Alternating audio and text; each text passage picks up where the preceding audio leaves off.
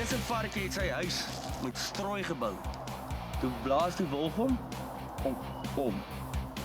Tweede varkie het sy huis gemaak met hout. Toe blaas die wolf hom om. Die derde varkie het sy huis met baksteen gemaak en toe Ek kon hom nie omblaas nie. hy kon nie.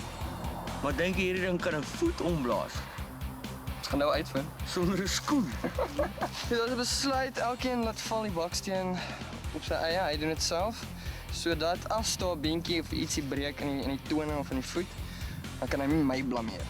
Hy laat Kyk, jy bou nie 'n huis met een baksteen. Jy bou met twee. Ek moet sê, ek dink hy het hom mooi laat val. Hy het nie 'n hoekie of 'n randjie gekry op die voet nie, maar hy is nog steeds in agonizing pain. Nee, wiskunde is nie vir die dom mense. Dit is maar nee.